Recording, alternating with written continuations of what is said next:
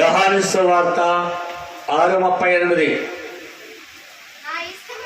నా ఇష్టము నెరవేర్చుకున్నట్టుకు నేను రాలేదు, నన్ను పంపిన వాని చిత్తము నెరవేర్చుడికే పరలోకము నుండి దిగి వచ్చేదని. హల్లెలూయా.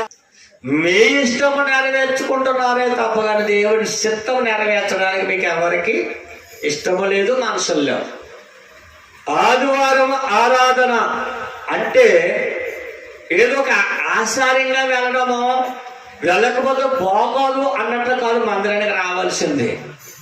యేసుక్రీస్తు ప్రభువారు చెప్తున్నాడు, నా ఇష్టము నెరవేర్చుకోవడానికి నేను రాలేదు, నన్ను పంపిన వాని చిత్తము నెరవేర్చుడికి పరలోకం నుండి దిగి వచ్చింది అంటున్నాడు. హల్లెలూయా. దేవుడు ఒక చిత్తము చేసేవాడి జీవితం, దేవుడు ఒక చిత్తంలో నడిచేవాడు బతుకు ఒక ప్రత్యేకంగా ఉంటుంది లోకానికి. హల్లెలూయా. ఈరోజు మీరు మీ ఇష్టాలు నెరవేర్చుకునే వారుగానే బతుకుతున్నారు. మీకు భయం లేదు, మీకు భయం లేదు. భక్తి చేస్తున్నారు కానీ భయం లేదు. భక్తి కూడా అది రాకపోతే చేస్తున్నారు భక్తి. కానీ ప్రభు చెప్తున్నాడు, భక్తి లేని బతుకు దేవుడికి ఇష్టం అవ్వదు. ఎవరు ఇష్టపడతారు దేవుడికి? ఎటువంటి వారు ఇష్టపడతాడు దేవుడికి? 16వ కీర్తన 3వ వచనం, నేను ఎలాగందును భూమి మీద ఉన్న వస్తువులే శ్రేష్ఠులు, కేవలం వారు నాకు ఇష్టలు. దేవుడికి నువ్వు ఇష్టం అవ్వాలంటే ముందు దేవుడి చిత్తం ఏంటో నువ్వు తెలుసుకోవాలి. హల్లెలూయా. దేవుడు చిత్తం ఏంటో నువ్వు తెలుసుకోవాలంటే నువ్వు దేవుడు టయానికి పెద్దలుగాడి మందిరానికి రావాలి. యాకోబు పత్రిక 4వ అధ్యాయము 8వ వచనం అంటాడు, నువ్వు నా వద్దకు రండి, నేను మీ వద్దకు వస్తాను. ఎవడైతే దేవుడు వద్దకు వస్తాడో పెద్దలగాడి. నేను ఒక విశ్వాసిగా ఉన్నప్పుడు, దేవుడు అంటే పెద్దగా తెలియనప్పుడు కూడా నేను దేవుడి మందిరానికి పెద్దలగాడి వెళ్ళేవాడిని. ఒక రోజున తిరుపతి జిల్లా మా ఆత్మీయ తండ్రి గారి సంఘ పరిసరలో అక్కడ జరుగుతున్న తైలాభిషేక పండుగల్లో ఒక ఆయన నన్ను క్వశ్చన్ అడిగాడు, పాస్టర్ గారు నేను ఉదయం చూస్తున్నాను మీరే ఇక్కడ గ్రౌండ్లో మొట్టమొదటిగా కనబడుతున్నారు, సాయంకాలం చూస్తున్నాను మీరే కనబడుతున్నారు, కారణం ఏంటి అంటే నాకు దేవుడు అన్న, దేవుడు వాక్యం అన్న, దైవజనుడు అన్న నాకు భయం.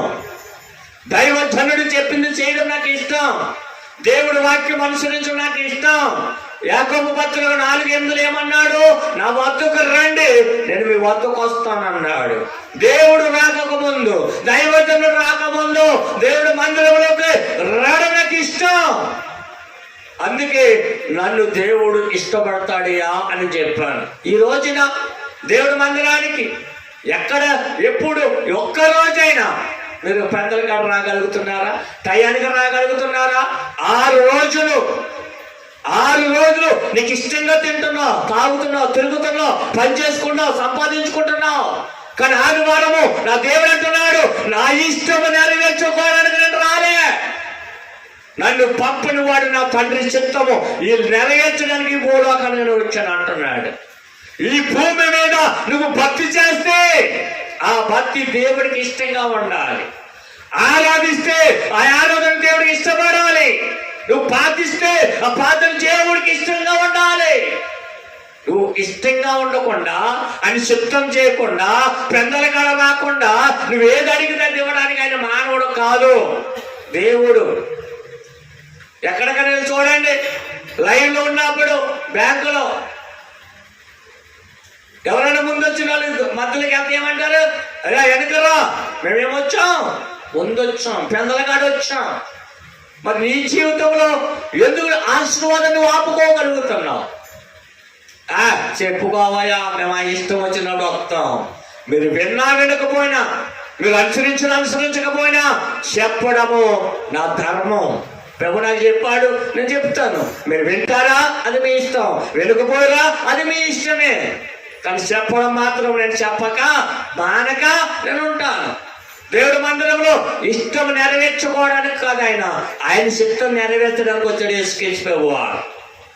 నువ్వు భక్తి చేస్తే ఆ భక్తి నీకు దేవుడికి ఇష్టంగా ఉంటే. చూడండి ఎఫెసీ పత్రిక 6వ అధ్యాయము 7వ వచనం ఏం చెప్తున్నాడు? ఎఫెసీ పత్రిక 6:7. ఎటువంటి ఆరాధన చేయాలి మనం? ఎటువంటి ప్రార్థన చేయాలి? మనుషులకి చేసినట్లుగా కాక,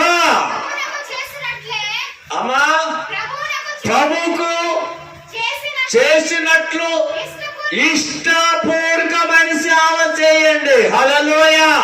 సేవ అంటే ఏంటి? వాక్యం చెప్పడమే కాదు, దేవుడి సన్నిధికి వచ్చి మందిరం తొడడం, వారానికి ఒకసారి మందిరం కడగడం, మందిరంలో కూర్చోలేయడం, ప్రార్థన అయిన తర్వాత అన్ని చేర్చి మందిరం తుడిచి వెళ్ళడం, ఇదంతా సేవే. కానీ మనం చెయ్యం, వస్తాం, ప్రార్థన అయిన అన్నీ వెళ్ళిపోతాం. కానీ ఏమంటున్నాడు? మీరు మనుషులకి చేసినట్లుగా కాదు, నీవు దేవుడికి ఇష్టపూర్వకంగా సేవ చేయాలి, ఇష్టంగా చేయాలి. పాట అయినా ప్రార్థన అయినా ఏదైనా ఇష్టంగానే చేస్తేనే దానికి ఫలితం ఉంటుంది. ఇష్టం లేకుండా నీకు ఆశీర్వాదం ఎలాగొచ్చేదో చెప్పండి. ఆయన మానవుడు కాదు, నువ్వు ఆరాధించే ఆయన దేవుడు, ఆయన పరిశుద్ధుడు, ఆయన జీవము గల దేవుడు. ఆయన అంటారు, నాలో పాపం ఉందని మీరు ఎవరైనా నిరూపించగల శవాలీసురైనా అటువంటి దేవుడు ఆరాధిస్తున్నాను. నువ్వు దేవుడిని ఆరాధించే నువ్వు ఒకసారి ఆలోచించండి. నీ ఇష్టమే ఎప్పుడు జరుగుతుంది, నీ చిత్తమే నువ్వు చేసుకుంటున్నావు, కానీ దేవుడి చిత్తం మీరు చేయడం లేదు. చాలా మంది దేవుడికి భయము పట్టారు. ఈ రోజు నా దేవుడు మీతో చెప్తున్నాడు సూటిగా, మనుషుడికి చేసినట్లుగా చేయకండి. మనిషికి చేసినట్లుగా కాదు, ఆయనకి ఇష్టపూర్వకముగా, అంటే మంచి హృదయము, మంచి మనసు, మంచిగా చేయాలి. ఆయన దేవుడు.